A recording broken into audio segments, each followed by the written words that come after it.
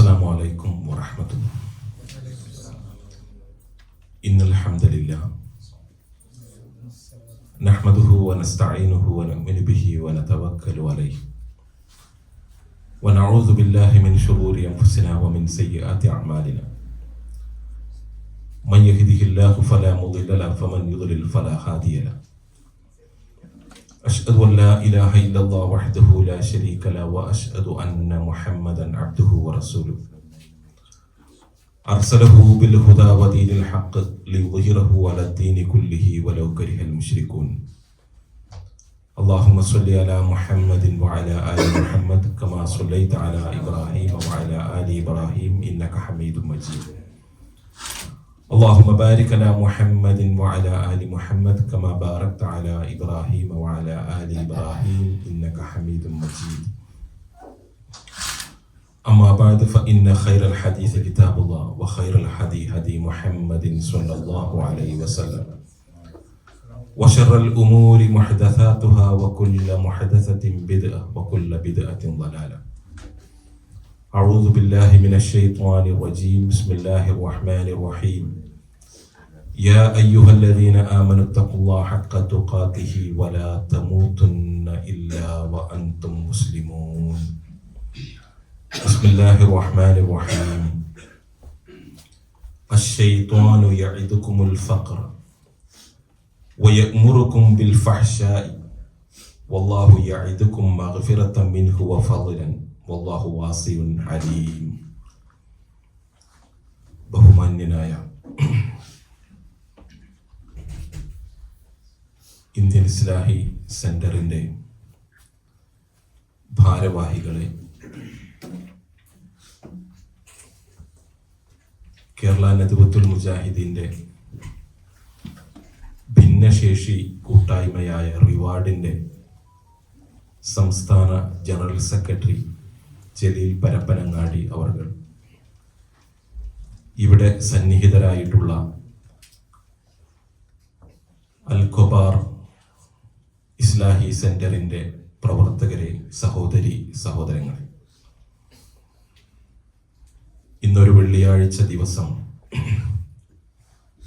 അള്ളാഹുവിൻ്റെ ദീനുമായി ബന്ധപ്പെട്ട് ഒന്ന് രണ്ട് ചില ഉപദേശങ്ങൾ, ചില കാര്യങ്ങൾ പഠിക്കുകയും മനസ്സിലാക്കുകയും ചെയ്യുന്നതിന് വേണ്ടിയാണ് നമ്മളിവിടെ ഒരുമിച്ച് കൂടിയിട്ടുള്ളത്. വെള്ളിയാഴ്ചകളിൽ സാധാരണയായി ഇവിടെ ക്ലാസ്സുകൾ നടക്കാറുണ്ട് എന്ന വിവരം ഞങ്ങൾക്കറിയാം. ഞങ്ങൾ രണ്ടുപേർ ഇങ്ങോട്ട് വരാനുണ്ടായ സാഹചര്യം ഇൻഷാ അല്ലാഹ് ബഹുമാനപ്പെട്ട ജലീൽ സാഹിബ് ഇവിടെ വിശദീകരിക്കും. നമ്മെ സംബന്ധിച്ചിടത്തോളം നമ്മളൊക്കെ നമ്മുടെ മഈശത്തിന് വേണ്ടിയാണ്, ഉപജീവന മാർഗം അന്വേഷിച്ചുകൊണ്ടാണ് ഈ മരുഭൂമിയിലേക്ക് സ്വന്തം നാടും വീടും കുടുംബവും ഒക്കെ ഉപേക്ഷിച്ചുകൊണ്ട് നമ്മൾ ഇങ്ങോട്ട് വന്നിട്ടുള്ളത്. നമ്മൾക്ക് ഓരോരുത്തർക്കും ഓരോ തരത്തിലുള്ള ഉപജീവന മാർഗങ്ങളുണ്ട്. നമ്മുടെ ഉപജീവന മാർഗത്തെ പറ്റി ഏതെങ്കിലും തരത്തിലുള്ള ആശങ്കകൾ ഇല്ലാത്തവർ വളരെ ചുരുക്കമായിരിക്കും. എന്ന് പറഞ്ഞാൽ ഈ ഉപജീവനം, നമുക്ക് കിട്ടുന്ന വരുമാനം, ശമ്പളം, അതിന് എത്ര കാലം ഉണ്ടാകും, ഞാൻ ചെയ്തുകൊണ്ടിരിക്കുന്ന ഈ ജോലി നാളെ എനിക്കുണ്ടാകുമോ, അങ്ങനെ തുടങ്ങി ഒരുപാട് ആശങ്കകൾ നമ്മെ സംബന്ധിച്ചിടത്തോളം നമുക്ക് എല്ലാവർക്കുമുണ്ട്. ഞങ്ങളൊക്കെ നാട്ടിൽ ഗവൺമെന്റ് സർവീസിലാണ്. പലപ്പോഴും നിങ്ങളൊക്കെ വിചാരിക്കുക, ഗവൺമെന്റ് സർവീസിലായാൽ സേഫായി, ഒരു കുഴപ്പമില്ല, മാസമാകുമ്പോൾ ശമ്പളം കിട്ടും, വെക്കേഷനിൽ ശമ്പളമുണ്ട്, പെൻഷൻ പറ്റിയാൽ പെൻഷനുണ്ട്. അപ്പൊ അത് വലിയൊരു സ്വപ്നമായി കാണുന്ന ഒരുപാട് ആളുകളുണ്ട്. പക്ഷേ പഴയ കാലത്തൊക്കെ അങ്ങനെയായിരുന്നു. പക്ഷേ ഇന്ന് ഒരുപാട് പ്രതിസന്ധികൾ ഞങ്ങളുടെ അല്ലെങ്കിൽ നമ്മുടെ നാട്ടിലുള്ള ഗവൺമെന്റ് ജീവനക്കാരെ സംബന്ധിച്ചിടത്തോളം ഉണ്ട്.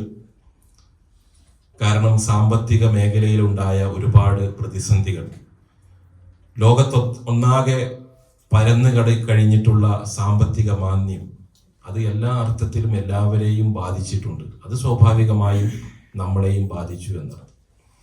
അപ്പൊ ഏതായാലും നമ്മളൊക്കെ നമ്മുടെ ജീവിത പ്രാരാബ്ദങ്ങൾക്ക് വേണ്ടി, അത് പരമാവധി ഒഴിവാക്കുന്നതിന് വേണ്ടിയാണ് ഓരോരുത്തരും ഓരോരോ ജോലിയുമായി ഇങ്ങനെ മല്ലിട്ടുകൊണ്ടിരിക്കുന്നത്.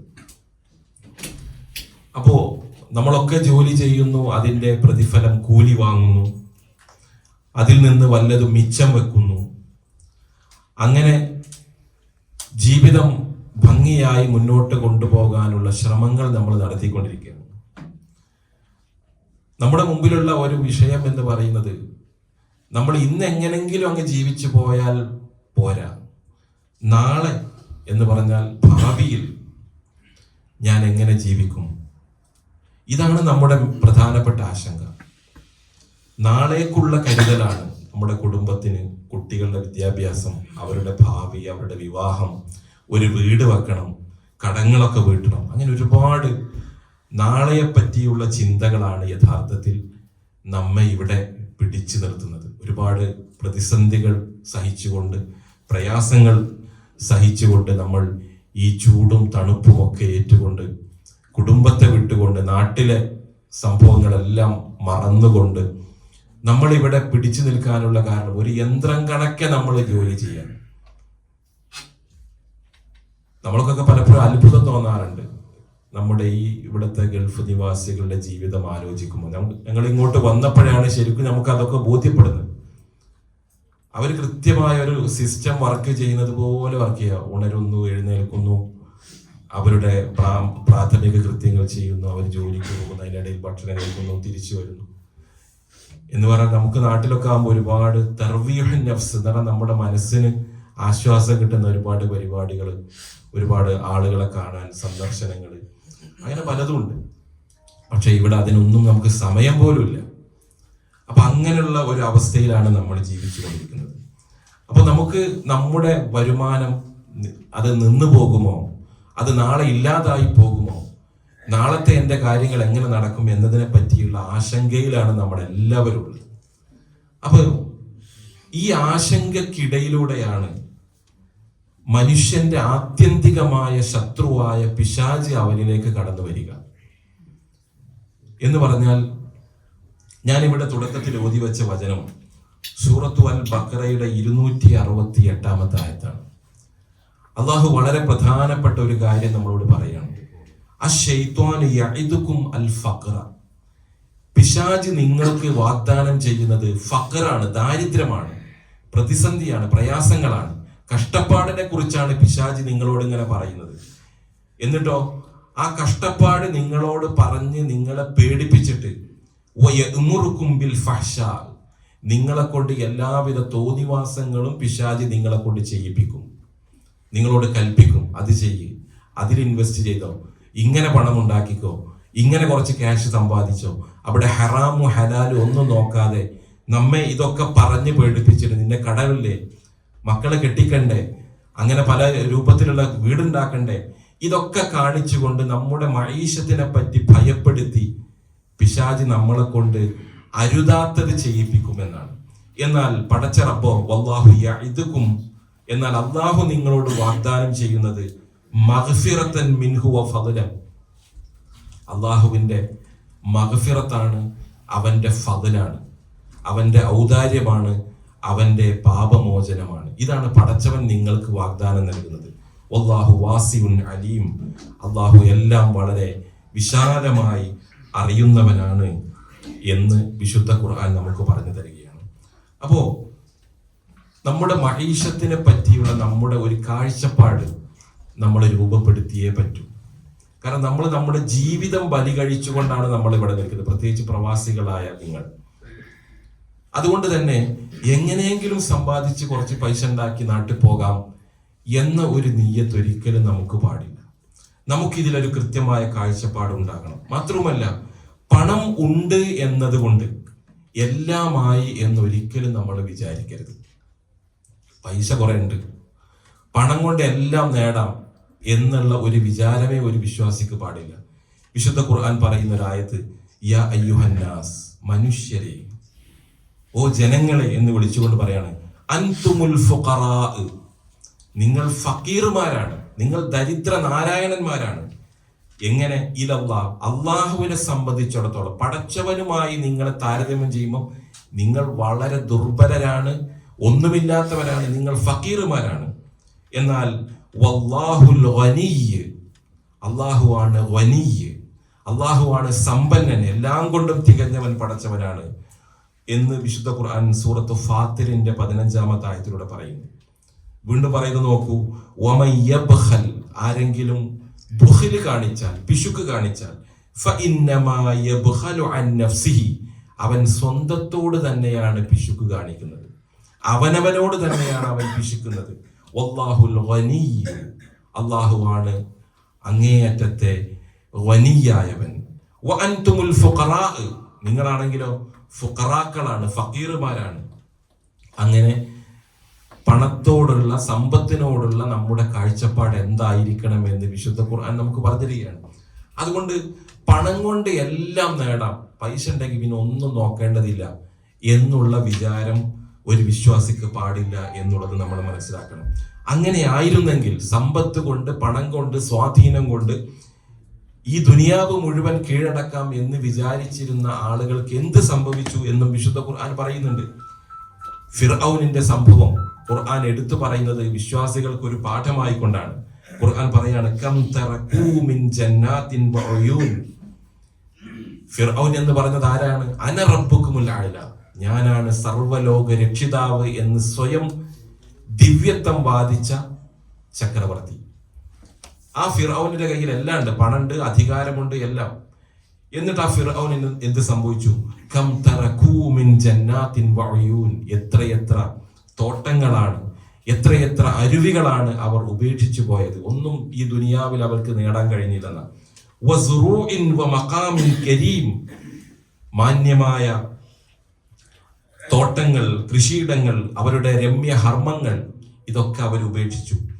വനഅമതിൻ വകാനു ഫീഹാ ഫഖീൻ, അവരവരുടെ വളരെ നിർലോഭമായി, വളരെ സ്വച്ഛന്തമായി താമസിച്ചിരുന്ന അവരുടെ എല്ലാ കുടീരങ്ങളിലും അവർ അതിനെല്ലാം ഉപേക്ഷിച്ചുകൊണ്ടാണ് അവർ പോകുന്നത്.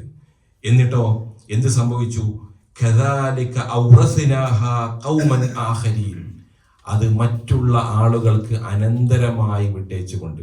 ഇതൊക്കെ സമ്പാദിച്ച് അവർക്ക് അത് ഉപയോഗപ്പെടുത്താൻ കഴിഞ്ഞില്ല, വേറെ ആളുകൾ അതിൻ്റെ അവകാശികളായി മാറി.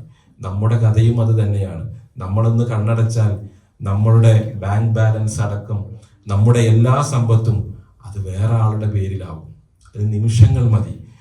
എന്നിട്ട് പറയാണ് ഖുർആൻ, ഫമാ ബകത് അലൈഹിം അസ്സമാഉ വൽ അർദ്, അവരുടെ മേൽ ആകാശവും ഭൂമിയും കരഞ്ഞില്ല. അവർക്ക് വേണ്ടി ഒരു കുഞ്ഞു പോലും കരയാനുണ്ടായില്ല എന്നാ പറയുന്ന അർത്ഥം. ആകാശവും ഭൂമിയും കരഞ്ഞില്ല എന്ന് പറഞ്ഞാൽ ഒരാളും കരഞ്ഞില്ല. ഇത് തന്നെയാണ് നമ്മുടെയും സ്ഥിതി. നമുക്ക് വേണ്ടി കരയാൻ ഒരാളുണ്ടാവില്ല. ഒമാക്കാനും മുള്ളരീൻ, ഇത് സൂറത്തു ദുഹാനിന്റെ 25 മുതൽ 29 വരെയുള്ള ആയത്തുകൾ നിങ്ങൾ ഒന്ന് പരിശോധിക്കുന്നത് നല്ലതാണ്. അപ്പോ ഇത്രയൊക്കെ സമ്പത്തുണ്ടായിട്ട് ഒന്നും കൊണ്ടുപോകാൻ ഫിർഔനിന് പോലും സാധിച്ചില്ല, ആർക്കും സാധിക്കയില്ല എന്ന് നമ്മൾ മനസ്സിലാക്കണം.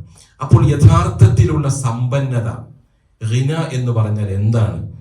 അല്ലാഹുവിന്റെ റസൂൽ സല്ലല്ലാഹു അലൈഹി വസല്ലം പറയാണ്, ലൈസൽ ഗിന അൻ കസുറത്തിൽ അർദ്, സമ്പത്തിന്റെ ആധിക്യമല്ല യഥാർത്ഥത്തിലുള്ള ഐശ്വര്യം എന്ന് പറയുന്നത്. പിന്നെയോ വലാകിന്നൽ ഗിന ഗിനൻ നഫ്സ്, സ്വന്തം ആത്മാവിനുണ്ടാകുന്ന, മനസ്സിനുണ്ടാകുന്ന സമ്പന്നതയാണ് യഥാർത്ഥത്തിലെ ഗിന. മനസ്സിനുണ്ടാകുന്ന സന്തോഷം, സമാധാനം, സംതൃപ്തി, ഇതൊക്കെയാണ് യഥാർത്ഥത്തിലുള്ള ഐശ്വര്യം എന്ന് പറയുന്നത്. സമ്പത്തല്ല യഥാർത്ഥത്തിലുള്ള ഐശ്വര്യം എന്ന് അള്ളാഹുവിന്റെ റസൂൽ സല്ലല്ലാഹു അലൈഹി വസല്ലം പറയുകയാണ്. ഇനി നോക്കൂ, ഞാൻ വളരെ ചുരുക്കി 1-2 പോയിന്റുകൾ കൂടി പറഞ്ഞ് അവസാനിപ്പിക്കാം. നമ്മുടെ ഈ മീറ്റിംഗ് അധികം നീണ്ടു നിൽക്കാൻ പാടില്ല. 2 മണിക്കുള്ളിൽ തന്നെ നമുക്കിത് അവസാനിപ്പിച്ച് ഭക്ഷണം കഴിച്ച് പിരിയേണ്ടതുണ്ട്. ഇബ്നുൽ ഖയ്യിം റഹ്മത്തുള്ളാഹി അലൈഹി പറയുന്ന ഒരു ആപ്തവാക്യമുണ്ട്. അദ്ദേഹം പറയാണ്, സമ്പത്ത് ധാരാളം കിട്ടിയാൽ, ഞാൻ അതിന്റെ മലയാളം മാത്രം പറയാം, സമ്പത്ത് ധാരാളം കിട്ടിയാൽ നീ സ്വതന്ത്രനാവുകയില്ല, നീ അതിൻ്റെ അഥവാ സമ്പത്തിന്റെ അടിമയാവുകയാണ് ചെയ്യുക എന്ന്. ഇത് യഥാർത്ഥത്തിൽ പലരുടെയും ജീവിതം നമുക്ക് കാണാൻ കഴിയും. കുറച്ച് പൈസ ഒക്കെ ഉണ്ടായി നോക്കുമ്പോൾ പിന്നെ പണത്തിനനുസരിച്ച് അവൻ ജീവിക്കുന്നു. എന്നാൽ പണത്തിന്റെ സമ്പത്തിന്റെ അടിമയായി അവൻ മാറുന്നു. നമ്മൾ യഥാർത്ഥത്തിൽ സമ്പത്തിനെ കൈകാര്യം ചെയ്യുന്ന, നമ്മൾ ദീനനുസരിച്ച് സമ്പത്ത് വിതരണം ചെയ്യുന്ന, അത് കൈകാര്യം ചെയ്യുന്ന അവസ്ഥയിലേക്ക് പോകുന്നതിന് പകരം പണത്തിന്റെ അടിമയായി നമ്മൾ മാറുന്നു എന്നുള്ളതാണ് ഈ വാക്യം നമ്മെ പഠിപ്പിക്കുന്നത്. അതുകൊണ്ട് നമ്മൾ മനസ്സിലാക്കേണ്ടത്, നമുക്കിപ്പോൾ ഒരു ഉപജീവനുണ്ട്, ഒരു റിസ്ക് ഉണ്ട്, ഒരു ശമ്പളമുണ്ട്, ചെറുതാണെങ്കിലും വലുതാണെങ്കിലും ജീവിച്ചു പോകുന്നുണ്ട് നമ്മളൊക്കെ. പക്ഷെ ഇത് നാളെ മറ്റന്നാൾ നമ്മിൽ നിന്ന് അസ്തമിച്ചു പോയേക്കാം, നഷ്ടപ്പെട്ടു പോയേക്കാം എന്ന ഭയവും നമുക്കുണ്ട്. അതുകൊണ്ട് ഈ ആശങ്കയില്ലാതെ ജീവിക്കാൻ, അഥവാ നമുക്ക് നമ്മുടെ ഉപജീവനത്തിലുള്ള ആശങ്കകൾ ഇല്ലാതിരിക്കാനും നമ്മുടെ ഉപജീവനം നിലനിന്നു പോകാനും ഉള്ള ഉപജീവനത്തിൽ നമുക്ക് ബർക്കത്ത് കിട്ടാനും നമ്മൾ ശ്രദ്ധിക്കേണ്ട 1-2 കാര്യങ്ങൾ മാത്രമാണ് പറയുന്നത്. എന്തൊക്കെയാണ്? നമുക്ക് കിട്ടുന്ന ഉപജീവനത്തിൽ നമുക്ക് ബർക്കത്ത് വേണം. ചില ആളുകൾ പറയും ഒന്നിനും തികയുന്നില്ല, ഒരു കാര്യവും നടത്താൻ കഴിയുന്നില്ല, ആകെ കുറച്ച് സംഗതിയാണ് കിട്ടുന്നത് എന്ന് പറഞ്ഞുകൊണ്ട് ഈ പരാതിപ്പെടുന്ന ആളുകൾ കാണാൻ കഴിയും. അപ്പൊ ഇങ്ങനെയുള്ള ആളുകൾക്കൊക്കെ നമ്മൾ ശ്രദ്ധിക്കേണ്ട, നമ്മുടെ ഉപജീവനം നഷ്ടപ്പെട്ടു പോവാതിരിക്കാൻ നമ്മൾ ശ്രദ്ധിക്കേണ്ട ഒരു 5-6 മാർഗങ്ങളാണ് ഞാനിവിടെ സൂചിപ്പിക്കുന്നത്. അതിൽ ഒന്നാമതായി വേണ്ടത്, നമ്മുടെ ആരാധനാ കർമ്മങ്ങൾ, ഇബാദത്തുകൾ നമ്മൾ കണിശമായി നിർവഹിക്കുക എന്നുള്ളതാണ്. നമ്മുടെ ഉപജീവനം നിലനിന്ന് കിട്ടാനും അതിൽ നമുക്ക് ബർക്കത്ത് കിട്ടാനും നമ്മൾ ചെയ്യേണ്ട ഒന്നാമത്തെ കാര്യം. അല്ലാഹുവിന്റെ റസൂൽ സല്ലല്ലാഹു അലൈഹി വസല്ലം പറയുന്ന ഒരു ഹദീസിൽ കാണാൻ കഴിയും, യാ ഇബ്നു ആദം, മനുഷ്യപുത്ര എന്ന് വിളിച്ചുകൊണ്ട്, തഫറഗ ലിഇബാദതി അംല സ്വദറകൽ ഗിന, നീ ഇബാദത്തുകളിൽ മുഴുകുക, എങ്കിൽ ഗിന കൊണ്ട് നിന്റെ ഹൃദയത്തെ അവൻ നിറക്കും, പടച്ചവൻ നിറക്കും. അപ്പൊ ചില നിസ്കാരം വരെ ഒഴിവാക്കി നോമ്പ് പോലും നോൽക്കാതെ ജോലിയോ എന്ന് പറഞ്ഞിട്ട് ഓടുന്ന ആളുകളുണ്ട്, ഓവർ ടൈം എന്ന് പറഞ്ഞിട്ട് പോകുന്ന ആളുകളുണ്ട്. ചിലപ്പോൾ നിസ്കാരം മുടങ്ങും, ഫർദായ നോമ്പ് പോലും റമദാൻ പോലും അവർക്ക് കിട്ടൂല. അങ്ങനെ പലതും ഒഴിവാക്കി 4 പൈസ ഉണ്ടാക്കാൻ വേണ്ടി ഓടുന്ന ആളുകളോടാണ് ഈ പറയുന്നത്, നിങ്ങൾ കുറച്ച് ആരാധനയിലൊന്ന് മുഴുക്, പടച്ചവൻ നിങ്ങളുടെ ഹൃദയത്തിൽ ഐശ്വര്യത്തെ നിറക്കും. വഅസദ്ദു ഫഖറൻ, നിങ്ങളുടെ ദാരിദ്ര്യത്തെ അവൻ തടഞ്ഞു നിർത്തും.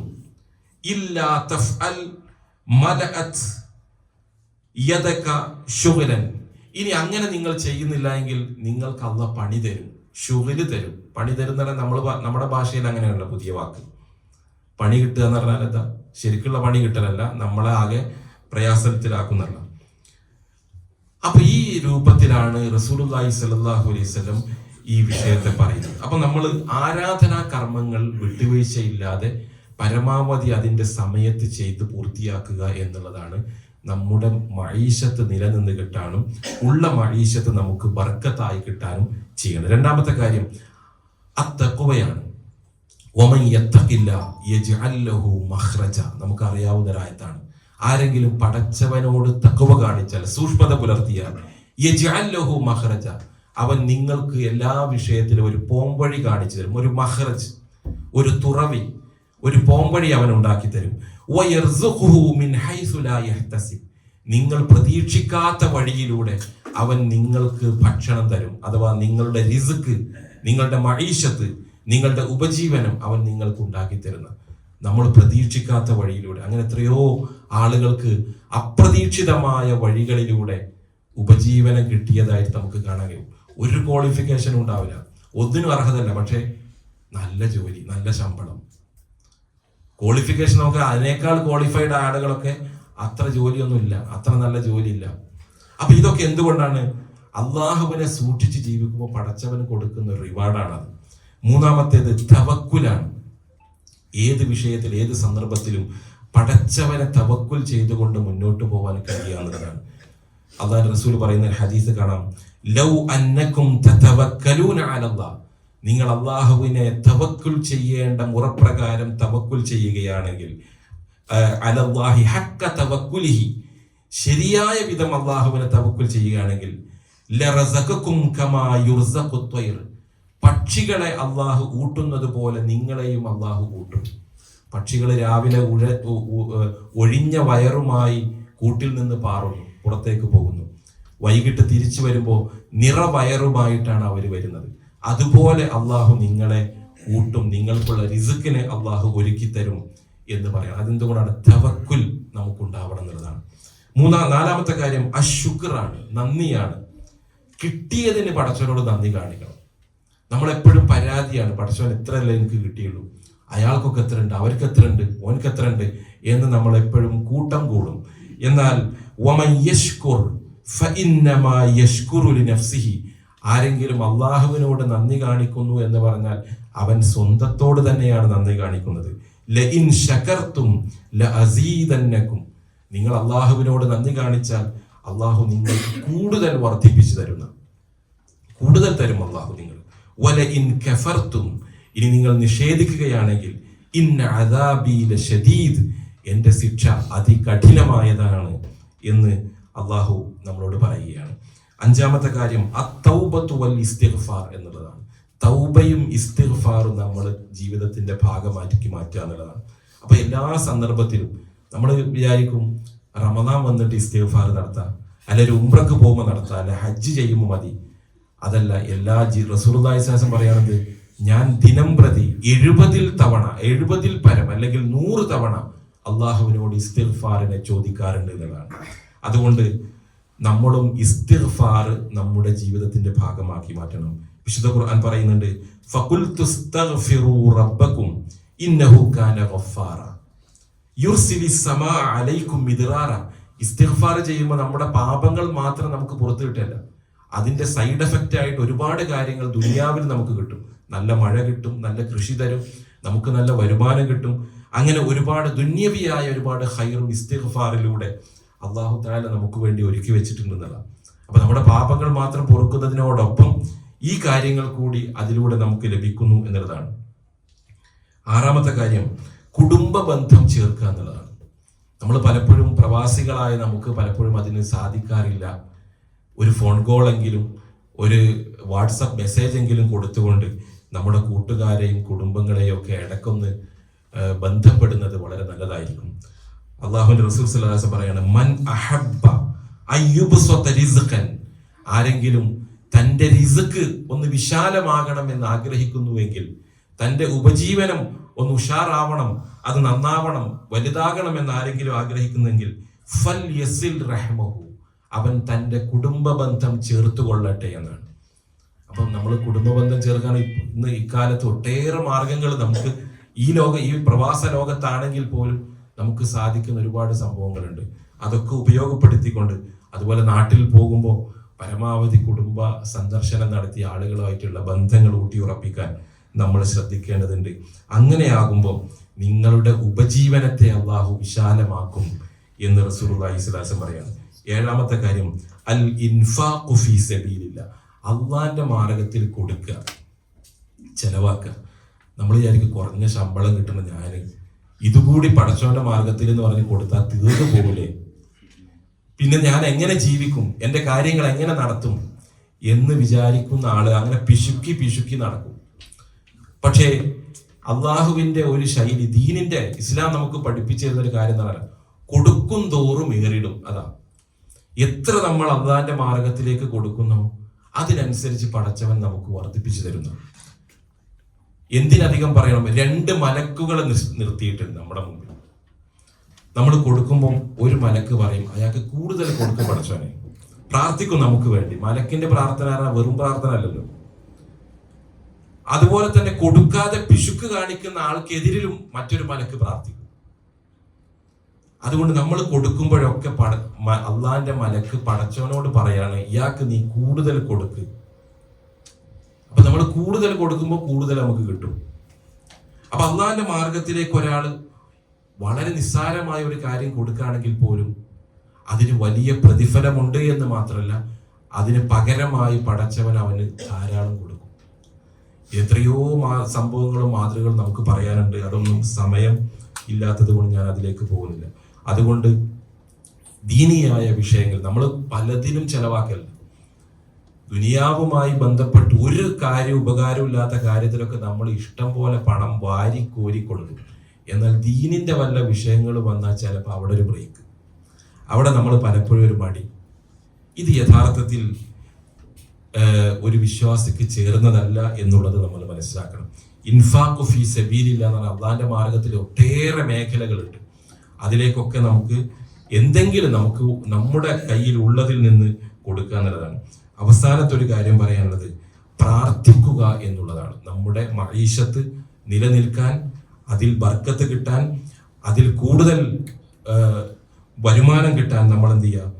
പ്രാർത്ഥിക്കുക. അല്ലാഹുമ്മ ഇന്നി അഊദു ബിക മിനൽ അജ്സി വൽ കസലി വൽ ബുഖ്ലി വൽ ഹറമി. അങ്ങനെ തുടങ്ങുന്ന ഒരുപാട് പ്രാർത്ഥനകളുണ്ട്. ഇതൊരു ഉദാഹരണം എന്നുള്ള ഒരു പ്രാർത്ഥന പറഞ്ഞു. അല്ലാഹുവേ, ഞാനിതാ നിന്നോട് അജ്സിൽ നിന്ന്, അശക്തതയിൽ നിന്ന്, കസല് മടിയിൽ നിന്ന്, വൽ ബുഖ്ലി പിശുക്കിൽ നിന്ന്, വൽ ഹറം വാർദ്ധക്യത്തിൽ നിന്നൊക്കെ ഞാനിതാ നിന്നോട് രക്ഷ തേടുന്നു എന്ന് പറഞ്ഞുകൊണ്ടുള്ള പ്രാർത്ഥനകൾ, അതുപോലുള്ള സമാനമായ പ്രാർത്ഥനകളൊക്കെ നമ്മൾ പ്രാർത്ഥിക്കുമ്പോൾ അള്ളാഹുവിൻ്റെ ബർക്കത്ത് നമുക്കുണ്ടാകും.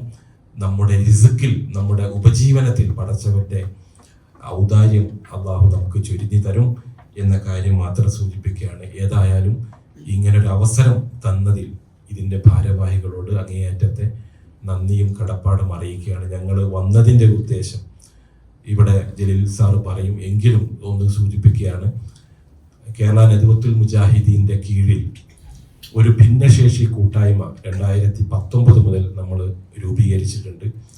അതുമായി ബന്ധപ്പെട്ട് ഒട്ടേറെ പദ്ധതികളും പ്രോഗ്രാമുകളും ഭിന്നശേഷിക്കാർക്കിടയിൽ, പ്രത്യേകിച്ചും അവരുടെ ആത്മീയമായ ദഅവത്തുമായി ബന്ധപ്പെട്ട ഒരുപാട് കാര്യങ്ങൾ, ഖുർആൻ വിജ്ഞാന പരീക്ഷ, നേരത്തെ പറഞ്ഞ ലേൺ ദി ഖുർആൻ പരീക്ഷ വരെ ഞങ്ങൾ അവർക്കിടയിൽ നടത്തുന്നുണ്ട്. അപ്പൊ അങ്ങനെ ഒരുപാട് ഒട്ടേറെ അവരെ മതപരമായി ശാക്തീകരിക്കുക എന്നതാണ് പ്രഥമമായ ലക്ഷ്യം.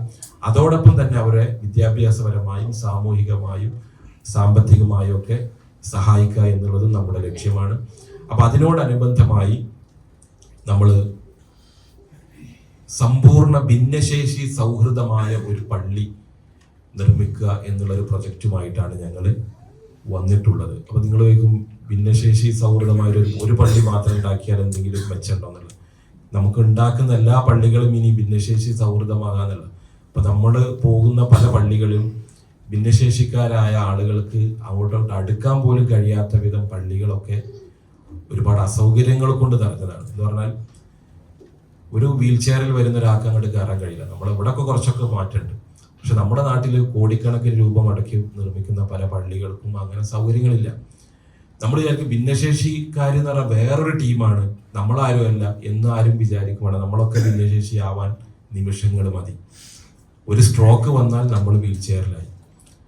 കുളിമുറിയിലൊന്ന് വഴുക്കി വീണാൽ നമ്മളെ കാര്യം കഴിഞ്ഞു. ഈ കണ്ണിന്റെ കാഴ്ച എന്ന് പറയുന്നത് എല്ലാ കാലത്തും ഇങ്ങനെ നിൽക്കുന്ന ആരെങ്കിലും വിചാരിക്കുന്നുണ്ടോ? ഒരു ഞരമ്പിന് ഒരു ചെറിയ തകരാറ് വന്നാൽ മതി, 2 കണ്ണും പോകും. നമ്മുടെ കേൾവി ശക്തി ഒക്കെ അതുപോലെ തന്നെയാണ്. അപ്പൊ നമ്മളൊക്കെ ഏത് സമയത്തും ഭിന്നശേഷിയാവാം. അപ്പൊ നമ്മൾ ആരും ആ വിഷയത്തിൽ ഒരു ഉറപ്പും ഒരു ഗ്യാരണ്ടിയും നമുക്ക് ആരും തന്നിട്ടില്ല. അതുകൊണ്ട് തന്നെ ഇത്തരം ആളുകളെ നമ്മൾ പരിഗണിക്കുകയും അവരെ ചേർത്ത് പിടിക്കുകയും ചെയ്യേണ്ടതുണ്ട്. ഇൻഷാ അല്ലാഹ് കാര്യങ്ങളൊക്കെ ബഹുമാനപ്പെട്ട ജലീൽ സാർ ഇവിടെ വിശദീകരിക്കും. അദ്ദേഹത്തെ പറ്റി ജസ്റ്റ് ഒന്ന് പരിചയപ്പെടുത്തുക. അദ്ദേഹം ജലീൽ പരപ്പനങ്ങാടി എന്ന പേരിൽ അറിയപ്പെടുന്നത്. അദ്ദേഹം അധ്യാപകനാണ്.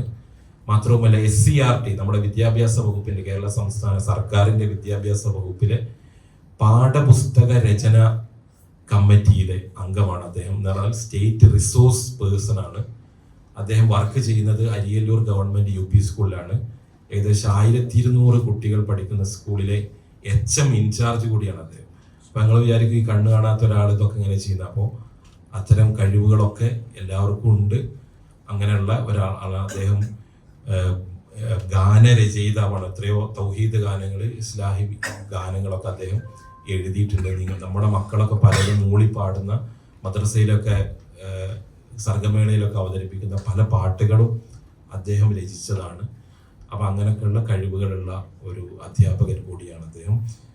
റിവാർഡിൻ്റെ സംസ്ഥാന ജനറൽ സെക്രട്ടറിയാണ് ഇപ്പോൾ. അപ്പോൾ ആ നിലയിൽ ഇൻഷാ അല്ലാഹ് ബാക്കി കാര്യങ്ങൾ അദ്ദേഹം സൂചിപ്പിക്കും. എല്ലാവരുടെയും അകമഴിഞ്ഞ സഹായവും സഹകരണങ്ങളും ഇത്തരം ഇതുപോലുള്ള പദ്ധതികളോട് ഉണ്ടാവണം. നിങ്ങളത് ചെയ്തിട്ടുണ്ട്, നമുക്കറിയാം. ഇൻഷാ അല്ലാഹ് അനുഗ്രഹിക്കുമാറാവട്ടെ. നമ്മുടെ എല്ലാ പാപങ്ങളും അള്ളാഹു നമുക്ക് പുറത്തു നൽകുമാറാവട്ടെ. നമ്മുടെ മഈശത്ത് അള്ളാഹു വിശാലമാക്കുകയും അതിലൂടെ നമുക്ക് ബർക്കത്ത് ചൊരിയുകയും ചെയ്യുമാറാകട്ടെ. നമ്മിൽ രോഗം മൂലം പ്രയാസപ്പെടുന്ന ആളുകൾക്ക് അള്ളാഹു ശിഫ നൽകി അനുഗ്രഹിക്കുമാറാവട്ടെ. നമ്മുടെ കൂട്ടത്തിൽ നിന്ന് മരിച്ചു പിരിഞ്ഞു പോയ നമ്മുടെ മാതാപിതാക്കൾ, പണ്ഡിതന്മാർ, നേതാക്കന്മാർ, അള്ളാഹു എല്ലാവർക്കും മഗ്ഫിറത്തും മർഹമത്തും നൽകി അനുഗ്രഹിക്കുമാറാവട്ടെ. اللهم ربنا آتنا في الدنيا حسنة وفي الآخرة حسنة وقنا عذاب النار. آمين آمين برحمتك يا أرحم الراحمين والحمد لله رب العالمين. السلام عليكم ورحمة الله.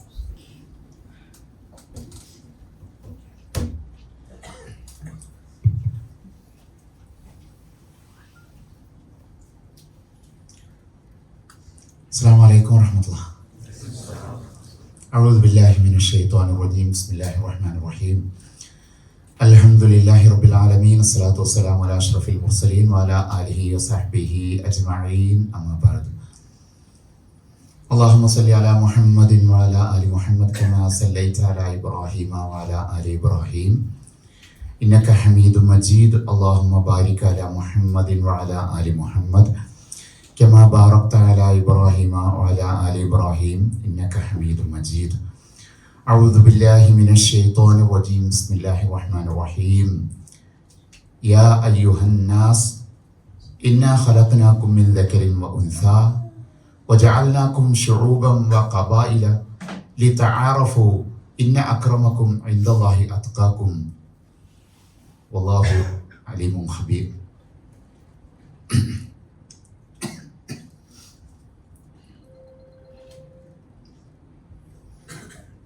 ബഹുമാന്യരെ, പ്രിയപ്പെട്ടവരെ, എല്ലാവരെയും പേരെടുത്ത് സംബോധന ചെയ്യണമെന്ന് ആഗ്രഹമുണ്ട്. പക്ഷേ നമ്മളെ സമയം, അതുകൊണ്ട് പേരെടുത്ത് പറഞ്ഞതായി എല്ലാവരും പരിഗണിക്കണമെന്ന് സ്നേഹപൂർവ്വം അഭ്യർത്ഥിക്കുന്നു. കടലിൻ്റെ ഇക്കരെ വന്നോരേ,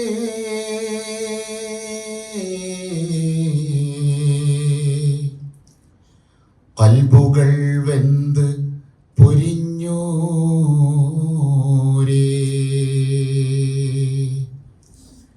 കടലിൻ്റെ ഇക്കരെ വന്നോരേ, കൽബുകൾ വെന്ത് പൊരിഞ്ഞോരേ, തെങ്ങുകൾ തിങ്ങിയ നാടിൻ്റെ ഓർമ്മയിൽ മുങ്ങിയ നിങ്ങളുടെ കഥ പറയൂ.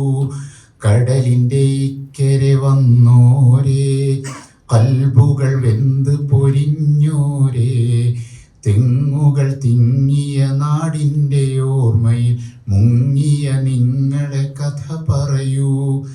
നെൽവയൽ മുത്തിയ കാറ്റ് വന്ന് അല്ലലിൽ നിങ്ങളെ തഴുകാറുണ്ടോ?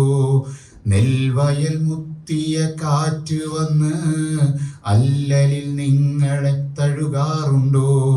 കുഞ്ഞു കിടാങ്ങൾ കുടുംബവും രാത്രി പൊന്നും കിനാവിൽ വന്നെത്താറുണ്ടോ? കടലിൻ്റെ ഇക്കരെ വന്നോരേ, കൽബുകൾ വെന്ത് പൊരിഞ്ഞോരേ, തെങ്ങുകൾ തിങ്ങിയ നാടിൻ്റെ ഓർമ്മയിൽ മുങ്ങിയ നിങ്ങളുടെ കഥ പറയൂ. വേർപ്പൊഴുക്കി പണി ചെയ്തിടുമ്പോൾ മലയാള നാടിനെ ഓർക്കാറുണ്ടോ? വീർപ്പുകൾ ഓരോന്നും നാട്ടിലെത്താനുള്ള പ്രാർത്ഥനയുള്ളിൽ നിറക്കാറുണ്ടോ? കടലിൻ്റെ ഇക്കരെ വന്നോരേ, കൽബുകൾ വെന്ത് പൊരിഞ്ഞോരേ, തെങ്ങുകൾ തിങ്ങിയ നാടിൻ്റെ ഓർമ്മയിൽ മുങ്ങിയ നിങ്ങളുടെ കഥ പറയൂ.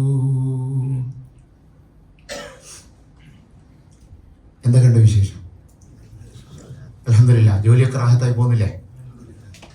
ഇവിടെ വന്ന് നിങ്ങളൊക്കെ കാണാൻ സാധിച്ചതിൽ അതിയായ സന്തോഷമുണ്ട്. നമ്മുടെ നാട്ടിലേക്ക് ഇന്ന് ഏറ്റവും വിലപിടിപ്പുള്ള വസ്തു എന്താണ്? സ്വർണ്ണം അല്ലേ? സഹോദരിമാരുണ്ടെങ്കിൽ അവർക്ക് ഞാനിനി പറയാൻ പോകുന്ന ഓഫർ കുറച്ചുകൂടി ഇഷ്ടപ്പെടും. നിങ്ങൾക്ക് ഇപ്പം കഴിഞ്ഞ കഴിഞ്ഞ ദിവസമൊക്കെ ഒരുപാട് ഓഫർ ഇവിടെ തൊട്ടടുത്തുള്ള ലുലുവിലൊക്കെ വന്നിരുന്നു, 7 മണി മുതൽ 12 മണി വരെ. പക്ഷേ ആ ഓഫറിന്റെ അടിയിലൊക്കെ ഒരു സാധനം ഉണ്ടാവും. എന്താ അത്? TNC അല്ലേ? Terms and conditions apply. അപ്പൊ ഇതിനും ചെറിയ ടേംസ് ആൻഡ് കണ്ടീഷൻസ് ഉണ്ട്. എന്നാലും നിങ്ങൾക്ക് ഞാൻ കുറച്ച് സ്വർണം തരാം. എന്ത് പറയുന്നു? ഷബീർ മാഷ് പ്രസംഗിച്ചാൽ എനിക്ക് അങ്ങനെ പ്രസംഗിക്കാൻ അറിയാത്തതുകൊണ്ട്, ഞാനിങ്ങനെ ഈ ചെറിയ കുട്ടികളായിട്ട് സംസാരിക്കുന്ന ആളല്ലേ, അതുകൊണ്ട് എനിക്ക് നിങ്ങളിങ്ങനെ സംസാരിച്ചാലേ എനിക്കൊരു ഊർജ്ജം കിട്ടുള്ളൂ. ഇൻഷാ അല്ലാഹ്. അപ്പോൾ എന്താ പറയുന്നത്? തരട്ടെ? സ്വർണം അല്ലേ? എത്രയാ വേണ്ടത്? എത്രയായാലും കുഴപ്പമില്ല. ശരി, അപ്പൊ നീ ടേംസ് ആൻഡ് കണ്ടീഷൻസ് പറയാം. നിങ്ങൾ പകരം എനിക്ക് തരേണ്ടത് നിങ്ങളുടെ ഒരു കണ്ണാണ്. 2 കണ്ണില്ലേ നിങ്ങൾക്ക്? അല്ലേ? ഒരു കണ്ണാണ് എനിക്ക് തരേണ്ടത്. Do you agree? ഇല്ല ഇല്ല, ആക്കിപ്പോ വെറുതെ പറയാ ഇല്ല. അപ്പൊ നിങ്ങൾ ആലോചിച്ച് നോക്കൂ, കണ്ണ് നിങ്ങൾ ചോദിച്ചിട്ട് നിങ്ങൾ കിട്ടിയതാണോ? അല്ല. നിങ്ങളുടെ കാഴ്ച, കേൾവി, നിങ്ങളുടെ അഭിമാനവും അത്ഭുതവുമായ പഞ്ചേന്ദ്രിയങ്ങൾ, കാണാനുള്ള കണ്ണ്, കേൾക്കാനുള്ള കാത്, സംസാരിക്കാനുള്ള നാവ്, പിടിക്കാനുള്ള കൈ, നടക്കാനുള്ള കാല്, ചിന്തിക്കാനുള്ള തല, ജീവൻ നിലനിർത്തുന്നതിനുള്ള ശ്വാസം, ഹൃദയം, ഇതെല്ലാം തന്നെ നമ്മൾ ആരും ചോദിക്കാതെ നമുക്ക് അല്ലാഹു സുബ്ഹാനഹു വ തആല കനിഞ്ഞ് അനുഗ്രഹിച്ചതാണ്. അള്ളാഹുവിന്റെ അനുഗ്രഹമാണ് ഇതൊക്കെ. അങ്ങനെ ആവുമ്പോ കണ്ണ് കാണാത്ത എന്നെ കാണുമ്പോൾ നിങ്ങൾക്ക് എന്താ തോന്നുന്നത്? വിഷമം തോന്നുന്നുണ്ട്. പിന്നെ ചിലരെങ്കിലും പറഞ്ഞു കേട്ടിട്ടുണ്ട്, പടച്ചോൻ വല്ലാത്ത, ബാക്കി എനിക്ക് പറയാൻ ബുദ്ധിമുട്ടുണ്ട്, ഇങ്ങനെയുള്ള ആളുകളൊക്കെ ഈ ഭൂമിയിൽ സൃഷ്ടിച്ചു വെച്ചത്. സത്യത്തിൽ എന്നെ കാണുമ്പോൾ നിങ്ങൾക്ക് വിഷമമുണ്ട്, പക്ഷെ നിങ്ങളൊരു കാര്യം ഓർമ്മിക്കാറുണ്ട് അല്ലേ? അതെന്താ? യെസ്, ഞങ്ങൾക്ക് അള്ളാഹു കാഴ്ച തന്നിട്ടുണ്ടല്ലോ, അള്ളാഹു എനിക്ക് കണ്ണ് തന്നിട്ടുണ്ടല്ലോ. കേൾവിയില്ലാത്ത ഒരാളെ കുറിച്ച്, സംസാരിക്കാൻ പ്രയാസപ്പെടുന്ന ഒരാളെ കാണുമ്പോൾ നിങ്ങൾ അൽഹംദുലില്ലാ, ഞാൻ എത്ര ഭാഗ്യവാനാണ് അള്ളാഹുവേ. അപ്പൊ ഞാൻ ആലോചിക്കുന്നത് എന്താണെന്നറിയോ? കണ്ണ് കാണാത്ത ഞാൻ എത്ര ഭാഗ്യവാനാണ്. എന്താ കാരണം എന്നറിയോ? കണ്ണ് കാണുന്ന നിങ്ങളെ കണ്ണെന്ന അള്ളാഹുവിന്റെ അനുഗ്രഹങ്ങളെ കുറിച്ച് ഓർമ്മിപ്പിക്കാൻ അള്ളാഹു ആരെയാ തെരഞ്ഞെടുത്തത്? അത് തന്നെയാ, കണ്ണ് കാണാത്ത തന്നെയാ. ഒരു മനുഷ്യന് ലോകത്ത് പാഠമാകാൻ അള്ളാഹു എന്നെ തെരഞ്ഞെടുത്തു എന്നതിലേറെ ഒരു അത്ഭുതം, ഒരു അനുഗ്രഹം എനിക്കെന്താ കിട്ടാനുള്ളത്? പക്ഷേ ഇങ്ങനെയുള്ള ആളുകളോട് നമ്മുടെ സമീപനം എന്താണ്? പ്രവാചകൻ സല്ലല്ലാഹു അലൈഹി വസല്ലം, അത് നമുക്ക് പറയുന്നതിന് മുമ്പ് ഒരു ചെറിയ പാട്ട് പാടിയിട്ട് ബാക്കി പറയാം. എന്തേ, അങ്ങനെ പോണല്ലേ? അല്ല, ഇൻഷാ അല്ലാഹ്. ഏത് പാട്ടാ പാടണ്ടേ? ഇഷ്ടമുള്ള കുറച്ച് കഴിഞ്ഞ് ഞങ്ങൾ പാട്ട് പറയായിരിക്കും ഇൻഷാ അല്ലാഹ്. നമ്മുടെ ഷബീർ മാഷ് തൗബനെ പറ്റി പറഞ്ഞപ്പോൾ എനിക്ക് പെട്ടെന്നൊരു പാട്ട് ഓർമ്മ വന്നത്. നേരെന്തെന്നറിയാതെ പിഴച്ചു ഞാൻ നടന്നേ. ഏതാ പാട്ട്? കരയാനും പറയാനും അല്ലേ? അറിയുന്നവരൊന്ന് കൂടെ പാടിയാകുമ്പോൾ സന്തോഷായി. കരയാനും പറയാനും മനം തുറന്നിരക്കാനും നീയല്ലാതെ, മസിൽ പിടിച്ചിരിക്കണ്ട, നീയല്ലാതാരുമില്ല കോനേ, എന്റെ കരളിന്റെ ഉരുക്കങ്ങൾ അറിഞ്ഞു നീ അനുഗ്രഹം ചൊരിയണമെന്റെ തമ്പുരാനേ. നേരെന്തെന്നറിയാതെ പിഴച്ചു ഞാൻ നടന്നേ, നേർവഴി കാട്ടി പിഴവെല്ലാം പൊറുത്തിടണേ. നീറുന്ന മനസ്സിൽ നീ കുളിർ വീശിത്തരണേ. നിഅമത്തും റഹ്മത്തും ചോരിക്കെന്റെ പരനെ, പരമദയാപരനായൊരു സുബ്ഹാനേ. എൻ കൽബിനുള്ളിൽ പടരും വേദന തീർക്ക് നീ റഹ്മാനേ. അല്ലാഹു അല്ലാതാരുമില്ലൊരു രക്ഷ എനിക്ക്, ആദിയോനെ ഇന്നെനിക്ക്. ഇത് ഖുർആനിലെ ആശയം തന്നെ കേട്ടോ, തൗബ അല്ലേ? ഇങ്ങനെ കുറേ പാട്ടുകളുണ്ട്. നമ്മൾ ഈ മറ്റു പാട്ടുകളുടെ പുറകെ പോകുന്നതിന് പകരം ഖുർആനിന്റെ ആശയങ്ങളെ പ്രതിഫലിക്കുന്ന ധാരാളം പാട്ടുകൾ ഉണ്ട്. ഇത്തരം പാട്ടുകളൊക്കെ പാടുന്നത് നല്ലതാണ് ഇൻഷാ അല്ലാഹ്. പിന്നെ പ്രവാചകൻ സല്ലല്ലാഹു അലൈഹി വസല്ലം ഒരിക്കൽ മക്കയിലെ പ്രമുഖരുമായി സംസാരിച്ചിരിക്കുകയാണ്. ആ സമയത്ത് കണ്ണ് കാണാത്ത ഒരു സഹാബി അദ്ദേഹത്തിന്റെ പ്രവാചക സന്നിധിയിലേക്ക്, പള്ളിയിലേക്ക് കടന്നു വരുന്നു. ആരാണ്? Abdullahi ibn Umm Maktum. കഥ നമുക്കറിയാം. നിങ്ങള് ഇപ്പോ ഇവിടേക്ക് ഇങ്ങനെ കടന്നു വരികയാണ്. അപ്പൊ ഇവിടെ പ്രധാനമായിട്ടും ക്ലാസ് എടുക്കുന്ന നമ്മുടെ ആരവിടെ ക്ലാസ് എടുക്കുന്നത് പ്രധാനമായിട്ടും? അജ്മൽ ഉസ്താദ് വളരെ പ്രധാനികളായിട്ടുള്ള ഇവിടെയുള്ള മക്കത്തെ പിന്നെ ഷെയ്ഖുമായിട്ടോ അല്ലെങ്കിൽ അങ്ങനെയൊക്കെയുള്ള ഇവിടെയുള്ള ഷെയ്ഖുമായിട്ടോ ഒക്കെ സംസാരിച്ചുകൊണ്ടിരിക്കുക. ദൂരെ നിന്ന് നിങ്ങൾക്ക് അത് മനസ്സിലാവും അല്ലേ? ആ ഇരിക്കുന്നത് അജ്മൽ ഉസ്താദിന്റെ കൂടെ ഇരിക്കുന്നത് ആരാണെന്ന് നിങ്ങൾക്ക് മനസ്സിലാവും. ഉമ്മി മക്തൂമിന് മനസ്സിലാവോ? ഇല്ല. ഞാൻ പലപ്പോഴും ഈ കഥ കേട്ട് അത്ഭുതപ്പെട്ടിട്ടുണ്ട്. എന്താണെന്നറിയോ? കാഴ്ചയില്ലാത്ത നമ്മളെ സംബന്ധിച്ചിടത്തോളം നമ്മൾ അറിവുകൾ ആർജിക്കുന്നത് പലരും പറയുന്നത്, സംസാരിക്കുന്നത് കേട്ടിട്ടാണ്. അപ്പൊ ഉമ്മി മക്തൂം ഇതൊന്നും അറിയാതെ കടന്നു വരുന്നു. കടന്നു വന്ന് പ്രവാചകനോട് പറയുന്നു, പ്രവാചകരെ എനിക്ക് ഇൽമ് വല്ലതും പറഞ്ഞു തരൂ, എന്തെങ്കിലും അറിവ് പറഞ്ഞു തരൂ. പ്രവാചകൻ ഉമ്മി മക്തൂമിനോട് പ്രവാചകന് വെറുപ്പുണ്ടോ? ഇല്ല. ദേഷ്യമുണ്ടോ? ഇല്ല. ഒന്നുമില്ല. പക്ഷെ ഇപ്പോ ഈ പ്രമുഖരായിട്ടുള്ള ആളുകളെ വിട്ടുകഴിഞ്ഞാൽ അവർക്ക് പിന്നീട് അവരോട് സംസാരിക്കാൻ അവരെ കിട്ടൂല. അതുകൊണ്ട് ഒരല്പസമയം പ്രവാചകൻ ഒന്ന് അല്പസമയം കഴിഞ്ഞിട്ട് പരിഗണിക്കാം. ഉമ്മി മക്തൂം ഇവിടെ തന്നെ ഉള്ള ആളല്ലേ. ഉടനെ വന്നു. എന്ത് ആയത്ത്? ഏതാണ് ആയത്ത്? അബസ വതവല്ല അൻ ജാഅഹുൽ അഅമ എന്ന ആയത്തിറങ്ങി. അതിനുശേഷം പ്രവാചകൻ ഇത്തരത്തിലുള്ള സഹോദരങ്ങളെ കാണുന്ന സമയത്ത് ഉമ്മി മക്തൂമിനെ കാണുന്ന സമയത്ത് പ്രവാചകൻ അദ്ദേഹത്തെ ചേർത്ത് പിടിച്ച് പറയാറുണ്ടായിരുന്നു, കെട്ടിപ്പിടിച്ച് പറയാറുണ്ടായിരുന്നു അത്രേ, ഉമ്മി മക്തൂം, അള്ളാഹു എന്നെ തിരുത്തുന്നതിന് കാരണമായ ആളാണ് നിങ്ങൾ.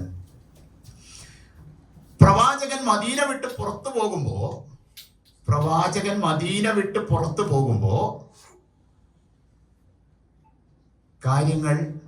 അവിടുത്തെ കാര്യങ്ങളൊന്ന് നിയന്ത്രിക്കുന്നതിന് ഏൽപ്പിച്ചിരുന്നത് ആരെയാണ്? ഉമ്മി മക്തൂമിനെയാണ്. നിങ്ങൾ ആലോചിച്ച് നോക്കൂ. നമ്മുടെ നാട്ടിൽ ഒരു കണ്ണ് കാണാത്ത ആളുണ്ട്. നമ്മൾ ആരെങ്കിലും ഏൽപ്പിച്ചു പോവോ? ഇല്ല. മുആദ് റളിയല്ലാഹു അൻഹുവിന് കാലിന് സ്വാധീനക്കുറവുണ്ടായിരുന്നു. ആ കാലിന് സ്വാധീനക്കുറവുള്ള മുആദ് റളിയല്ലാഹു അൻഹുവിനെയാണ് പ്രവാചകൻ യമനിലേക്ക് പ്രബോധനത്തിന് വേണ്ടി അയച്ചത്. നമ്മളെന്താ ചെയ്യാ? അയാൾ ഇനിയിപ്പോ വയ്യാത്ത കാലും കൊണ്ട് അല്ലേ? അംറുബിന് ജമു എന്ന കാലിന് സ്വാധീനക്കുറവുള്ള അംറുബിന് ജമു റളിയല്ലാഹു അൻഹു എന്ന സഹാബിയെയാണ് പ്രവാചകൻ ഒരു വേള ഉഹുദ് യുദ്ധം നയിച്ചത്. നമ്മൾ ആലോചിക്കണേ, എന്റെയും നിങ്ങളുടെയും സമീപനം ഇക്കാര്യത്തിൽ എന്താണ്? നമ്മൾ എന്താണ് ചെയ്യാറുള്ളത്? ഓൾക്ക് വയ്യാത്താണ്, നമുക്ക് എന്തെങ്കിലും 10-20 കൊടുത്തിട്ട് അവരെ അങ്ങോട്ട് അവർക്ക് എല്ലാ കാര്യം നമ്മൾ ചെയ്തു കൊടുക്കാം. പക്ഷേ അള്ളാഹിന്റെ മുമ്പിൽ ഇങ്ങനെ ഉണ്ടോ? ഉണ്ടെങ്കിൽ നബി അങ്ങനെ ചെയ്യോ? അള്ളാഹിന്റെ മുമ്പിൽ എന്തേ ഉള്ളൂ? അള്ളാഹിന്റെ മുമ്പിൽ ആരാണ് അള്ളാഹ്ക്ക് ഏറ്റവും ഇഷ്ടപ്പെട്ട ആള്? കറുത്തവനാണോ? വെളുത്തവനാണോ?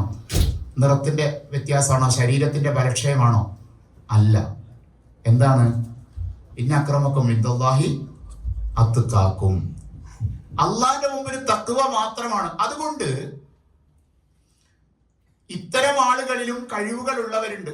ഇതിനെ പരിഗണിച്ചുകൊണ്ടാണ് കേരള നദുവത്തുൽ മുജാഹിദീൻ 2019 റിവാർഡ് എന്ന സംവിധാനം ഉണ്ടാക്കിയത്.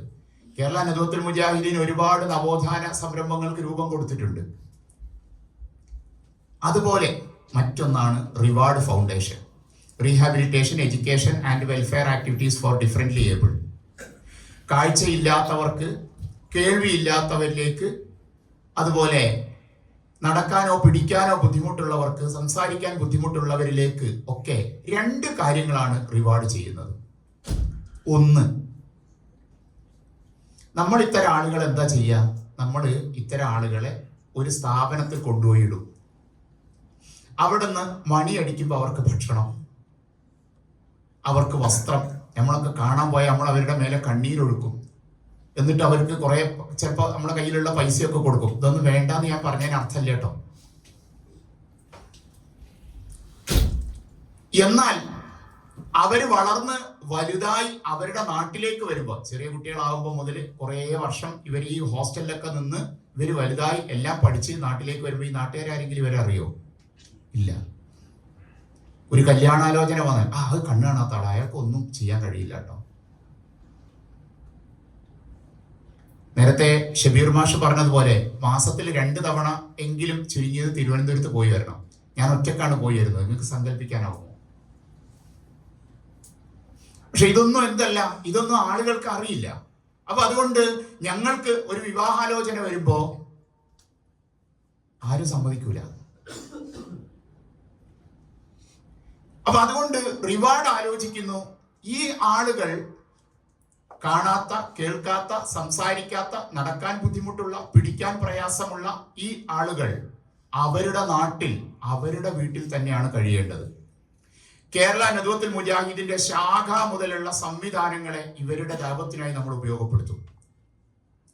ഇവർക്ക് ഖിദ്മത്ത് ചെയ്യുന്നതിനായിട്ട് നമ്മൾ ഉപയോഗപ്പെടുത്തും. അവരെ നമ്മുടെ പരിപാടികളിൽ എത്തിച്ചുകൊണ്ട് അവർക്ക് പറയാനുള്ളത് പറയാൻ റിവാർഡ് അവസരം കൊടുക്കും. അതാണ് ഒരു വ്യത്യാസം. രണ്ടാമത്തെ കാര്യം, ഇവരിലേക്ക് കലർപ്പില്ലാത്ത തൗഹീദ് എത്തിക്കുക. നിങ്ങൾക്കറിയോ, ഈ ആളുകളെ, ഇത്തരത്തിലുള്ള ആളുകളെ ചൂഷണം ചെയ്യാൻ ഇന്ന് ഒരുപാട് പേരുണ്ട്. കരുണയുടെ പേരിൽ, കാരുണ്യത്തിന്റെ പേരിൽ അവരെ ചൂഷണം ചെയ്യുകയും അവരെ സാമ്പത്തിക ചൂഷണത്തിന് ഇരയാക്കുകയും ഒക്കെ ചെയ്യുന്ന ഒരുപാട് പേരുണ്ട്. അള്ളാഹു കാത്തുരക്ഷിക്കട്ടെ. അപ്പോ ഈ ആളുകളെ, ഇത്തരത്തിലുള്ള സഹോദരങ്ങളെ ദഅവത്തിന്റെ മാർഗത്തിൽ കലർപ്പില്ലാത്ത തൗഹീദ് നൽകുക. അതിന് അവർക്ക് വേണ്ടിയിട്ട് കണ്ണ് കാണാത്തവർക്ക് ഖുർആനിന്റെ ഓഡിയോ തഫ്സീർ നമ്മൾ കൊടുക്കുന്നുണ്ട്. കേൾവിയില്ലാത്തവർക്ക് ആംഗ്യ ഭാഷയിൽ ഖുർആൻ നമ്മൾ തയ്യാറാക്കി കൊടുക്കുന്നുണ്ട്. അതുപോലെ തന്നെ മറ്റു പല കാര്യങ്ങളും.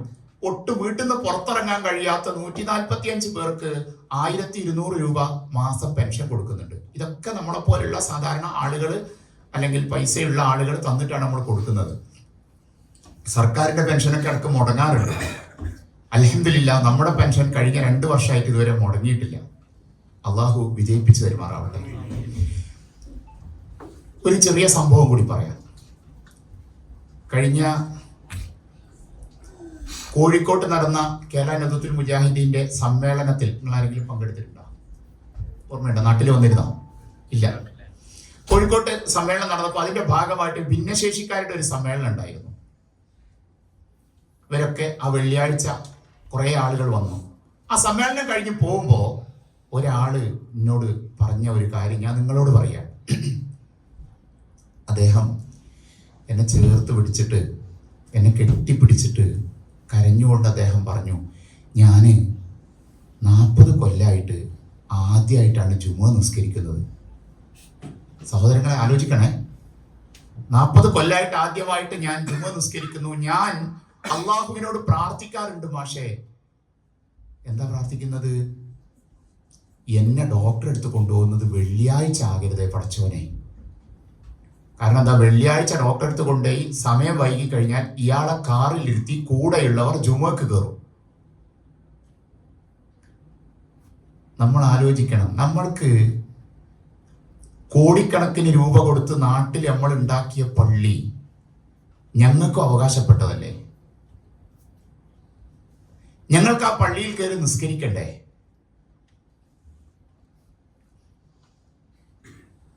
നമ്മളോട് അള്ളാഹു ഇതിനെക്കുറിച്ച് ചോദിക്കുകയില്ലേ? അപ്പൊ ഞാൻ പറയുന്നത് എന്തുകൊണ്ടാണെന്ന് ആലോചിച്ചപ്പോ ഞങ്ങൾക്ക് മനസ്സിലായത് എന്താണ് സംവിധാനം ഒരുക്കേണ്ടതെന്ന് അറിയാത്തതുകൊണ്ടാണ്. അല്ലാതെ ഞങ്ങളോട് ഇഷ്ടമില്ലാത്തതുകൊണ്ടാണോ? ആണോ? അല്ല. എന്താണ് സംവിധാനം ഒരുക്കേണ്ടതെന്ന് അറിയില്ല. അതുകൊണ്ട് തന്നെ ഈ വിഷയം കേരള നേതൃത്വ മുജാഹിദീന്റെ സംഘടനാ തലത്തിൽ നമ്മൾ അവതരിപ്പിക്കുകയും ബഹുമാനപ്പെട്ട TP ഉൾപ്പെടെ, TP ആണ് നമ്മളെ പള്ളിക്ക് തറക്കല്ലിട്ടത്, TP ഉൾപ്പെടെ വളരെ സന്തോഷത്തോടെ ഇതിന്റെ കാര്യങ്ങൾ നമ്മളോട് ആരായുകയും അതിനെക്കുറിച്ച് നമുക്ക് സമ്മതം തരികയും പള്ളി നമ്മൾ നിർമ്മാണം ആരംഭിക്കുകയും ചെയ്തു. ഇതൊരു മാതൃകാ പള്ളിയാണ്. ഈ പള്ളിക്ക് വേണ്ടി സഹായിച്ചവർക്ക് ഇരട്ടി പ്രതിഫലം. എന്താ കാര്യം എന്നറിയോ? ഈ പള്ളി അവിടെ ഉണ്ടായി വരും. ആ പള്ളിയിൽ സുജൂദ് ചെയ്യുന്നവരുടെ പ്രതിഫലം, അതിന്റെ പ്രതിഫലം ഇത് ഉണ്ടാക്കാൻ സഹായിച്ചവർക്ക് കിട്ടും. ഇതേപോലെ കേരളത്തിൽ പല സ്ഥലത്തും പള്ളികൾ ഉണ്ടാകും ഇൻഷാ അല്ലാഹ്. ഈ സൗകര്യങ്ങളൊക്കെ വെച്ചുകൊണ്ട് പല മഹല്ലുകളിലും ഇനി ഉണ്ടാകുന്ന പള്ളികൾ അങ്ങനെ സൗകര്യങ്ങൾ ഉണ്ടാകുമ്പോൾ ആ പള്ളികളിലൊക്കെ സുജൂദ് ചെയ്യുന്നവരുടെയും പ്രതിഫലം ആർക്ക് കിട്ടും? ഈ പള്ളിക്ക് വേണ്ടി സഹായിച്ചവർക്ക് കിട്ടും. കാരണം അത് അങ്ങനെയാണ്. പ്രവാചകൻ ഇത്തരം ആളുകളെ വളരെയധികം പരിഗണിച്ചിട്ടുണ്ട്. നമുക്കറിയാം, ഞാൻ നേരത്തെ പറഞ്ഞു, പള്ളിയിലേക്ക് പോകാൻ സുബഹിക്ക് അല്പം പ്രയാസമാണ് എന്ന് പറഞ്ഞ സഹാബിയോട്, കണ്ണു കാണാത്ത സഹാബിയോട് പ്രവാചകൻ ആദ്യം പറഞ്ഞു കുഴപ്പമില്ല. പിന്നീട് ചോദിച്ചു ബാങ്ക് കേൾക്കുന്നുണ്ടോ? ആ പ്രവാചകരെ, ഞാൻ ബാങ്ക് കേൾക്കുന്നുണ്ട്. അങ്ങനെ ബാങ്ക് കേൾക്കുകയാണെങ്കിൽ എന്ത് വേണം? ഉത്തരം, ബാങ്കിന് ഉത്തരം നൽകണം, പള്ളിയിലേക്ക് എത്തണം. നമ്മൾ ആലോചിച്ച് നോക്കൂ, നമ്മൾ കാരണമാണ് ഇത്തരം ആളുകൾക്ക് പള്ളിയിൽ വരാൻ ബുദ്ധിമുട്ട് അല്ലേ? ആ പള്ളി ഉണ്ടാക്കുന്നതിൽ ചെറിയ ചെറിയ ചില കാര്യങ്ങൾ നടത്തി. ഉദാഹരണത്തിന്, 2 കൈയിന്റെ ഈ ഭാഗത്ത് നിന്നിട്ട് ഇല്ലാത്ത ഒരാൾക്ക് പൈപ്പ് തിരിക്കാൻ കഴിയുമോ? അയാൾക്ക് പൈപ്പ് തിരിക്കണമെങ്കിൽ ഒരാൾ സഹായം വേണം അല്ലേ? അതിന് എന്ത് ചെയ്താൽ മതി? 2 പൈപ്പ്. കുറേ പൈപ്പ് നമ്മൾ ഉണ്ടാക്കൂലേ? ഒരു 2 പൈപ്പ്. കൈയില്ലാത്ത ഒരുപാട് ആൾക്കാരുണ്ടാവുമോ? ഒരു 2 പൈപ്പ് സെൻസർ വെച്ചാൽ മതി. ഇങ്ങനെ ചെറിയ ചെറിയ ചെറിയ ചില മാറ്റങ്ങൾ വരുത്തി കഴിഞ്ഞാൽ പള്ളി എല്ലാവർക്കും കൂടി ഉള്ളതാവും. ഇപ്പൊ പള്ളി നിങ്ങൾക്ക് മാത്രമുള്ളതാ, പല പള്ളികളും. അപ്പൊ അതുകൊണ്ട് ഞാൻ ഞങ്ങൾ നിങ്ങൾ എന്ന് കാണുകയല്ല. അള്ളാഹു നമ്മൾ ഈ ചെയ്യുന്ന അമലുകൾ സ്വാലിഹായ അമലായി സ്വീകരിക്കുമാറാവട്ടെ. 3 കാര്യങ്ങളിലാണ് നിങ്ങളുടെ ഒരു സപ്പോർട്ട്, പിന്തുണ ആവശ്യപ്പെടുന്നത്. ഒന്നാമത്തെ കാര്യം, ഈ കാര്യങ്ങളൊക്കെ വിജയിക്കണമെങ്കിൽ നമുക്ക് എന്ത് വേണം? പ്രാർത്ഥന വേണം അല്ലേ? അപ്പോ നിങ്ങൾ മനസ്സ് തുറന്ന് പ്രാർത്ഥിക്കണം. നിങ്ങളുടെ ഒക്കെ ഒരുപാട് കാര്യങ്ങൾ പറയുന്നതിനിടയിൽ പഠിച്ചവനെ, ആ കണ്ണ് കാണാത്ത ആളും ആ മാഷും ഇവിടെ വന്ന് സംസാരിച്ച് പോയതാണ് റബ്ബേ, ആ സംരംഭം നീ വിജയിപ്പിക്കണമേ തമ്പുരാനെ എന്ന് നിങ്ങൾ ആത്മാർത്ഥമായി പ്രാർത്ഥിക്കണം. പ്രാർത്ഥിക്കൂലേ? ഇൻഷാ അല്ലാഹ്. രണ്ടാമത്തെ കാര്യം, നിങ്ങളാൽ കഴിയുന്ന പരമാവധി, ഇനി നമുക്ക് വേണ്ടത് 86 ലക്ഷം രൂപയാണ്. ഇതിന്റെ പണി പൂർത്തിയാക്കാൻ ഇനി വേണ്ടത് ഒരു സ്ട്രക്ചർ വർക്കായി.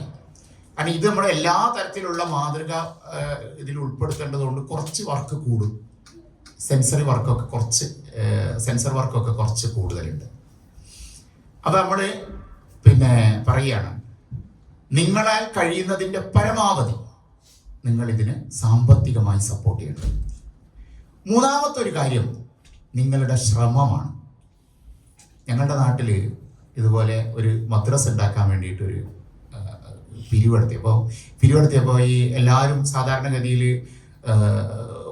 പറഞ്ഞു, എല്ലാവരും അവരവർക്ക് കഴിയുന്ന ഒരു കടലാസിൽ എഴുതും അല്ലേ? അങ്ങനെ വരാറില്ലേ? അങ്ങനെ കടലാസിൽ ഇങ്ങനെ ഓരോരുത്തർ എഴുതി ഇങ്ങനെ പോകുന്നു. അത് പരിശോധിച്ച് നോക്കുമ്പോൾ ഒരാൾ എഴുതിയിട്ടുണ്ട്, എൻ്റെ വക ശ്രമം.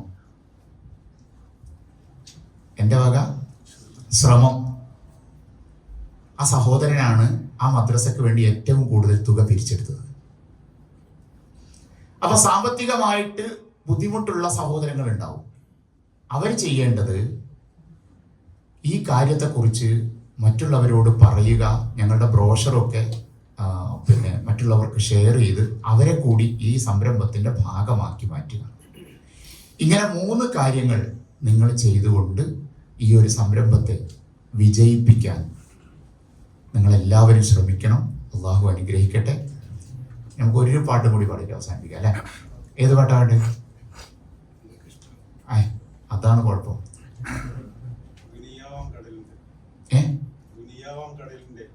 ഖുർആൻ കടലിനെയാണ് ഉദ്ദേശിച്ചത്.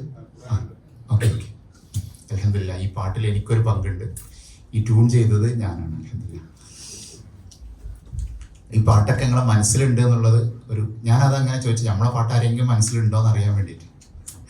സന്തോഷം. അൽഹംദുലില്ലാ. അല്ലാഹു ബർക്കത്ത് ചെയ്യട്ടെ. ഖുർആനാം കടലിന്റെ ആഴത്തിൽ നീന്തുവാൻ ആഗ്രഹമുണ്ടെങ്കിൽ പോരൂ, കാണാത്ത ലോകങ്ങൾ കാണിച്ചു തന്നു ഞാൻ, കൂടെ വരാം കൂടെ പോരൂ. ഖുർആനാം കടലിന്റെ ആഴത്തിൽ നീന്തുവാൻ ആഗ്രഹമുണ്ടെങ്കിൽ പോരൂ. സ്വർഗത്തെ കാണുമ്പോൾ സ്വർണ്ണ നൂലിൽ തീർത്ത കട്ടിലു കാണാം നമുക്ക്, മുത്തുകൾ പോലുള്ള കുഞ്ഞുങ്ങൾ കോപ്പയാൽ ചുറ്റുന്ന കാഴ്ചകൾ കാണാം. ഖുർആനാം കടലിന്റെ ആഴത്തിൽ നീന്തുവാൻ ആഗ്രഹമുണ്ടെങ്കിൽ പോരൂ. ഖുർആൻ അനുസരിച്ച് നമ്മുടെ ജീവിതം മുന്നോട്ട് കൊണ്ടുപോകാൻ അള്ളാഹു തൗഫീഖ് നൽകുമാറാവട്ടെ. പ്രിയപ്പെട്ടവരെ, അപ്പൊ ഈ ഭാഗത്ത് നിന്ന് നിങ്ങൾ ആരെങ്കിലും ഒരാൾ ഇതിൻ്റെ ഒരു എന്താ പറയുക, ഒരാളെ ഏൽപ്പിക്കുക എന്നുള്ളൊരു ദൗത്യം നിങ്ങളുടെ കൂട്ടത്തിൽ നിന്ന് ആരെങ്കിലും ഒരാൾ ഏറ്റെടുക്കണം. അള്ളാഹു ബർക്കത്ത് ചെയ്യട്ടെ. അള്ളാഹു നമ്മുടെ നന്മകളെല്ലാം തന്നെ സ്വീകരിക്കുമാറാവട്ടെ. അള്ളാഹുവെ, ഇതൊരു വല്ലാത്ത ലോകമാണ്, വല്ലാത്ത കാലമാണ്. തെറ്റിലേക്കുള്ള ധാരാളം വഴികൾ തുറന്നു കിടക്കുന്ന ഒരു കാലമാണ്. ഒരു കയ്യിലിരിക്കുന്ന മൊബൈൽ ഫോൺ അത് തന്നെ നന്മയും അതിലേറെ തിന്മയും നൽകിക്കൊണ്ടിരിക്കുന്ന ഈ ഒരു കാലത്ത് ഞങ്ങൾ ചെയ്യുന്ന ഈ നന്മയുടെ ബർക്കത്ത് കൊണ്ട് പടച്ചവനെ, നന്മയുടെ വഴിയിലേക്ക് ഞങ്ങളെ നീ തിരിച്ചുവിടുന്ന തമ്പുരാനെ. അല്ലാഹുമ്മ റബ്ബന ആതിനാ ഫിദ്ദുനിയ ഹസന വഫിൽ ആഖിറതി ഹസനതൻ വഖിനാ അദാബന്നാർ. റബ്ബന ഹബ് ലനാ മിൻ അസ്വാജിനാ വദുർരിയാതിനാ ഖുർറത അഅ്യുൻ വജഅൽനാ ലിൽമുത്തഖീന ഇമാമാ وجعلنا للمتقين إماما وجعلنا للمتقين إماما ربنا تقبل منا إنك أنت السميع العليم وتب علينا إنك أنت التواب الرحيم. എല്ലാവരും ഞങ്ങൾക്ക് വേണ്ടി കൂടി പ്രാർത്ഥിക്കണം എന്നുകൂടി പറഞ്ഞുകൊണ്ട് വാഖിർ ദഅവാന അൽഹംദുലില്ലാഹി റബ്ബിൽ ആലമീൻ. അസ്സലാമു അലൈക്കും വറഹ്മത്തുള്ളാഹി വബറകാതുഹു.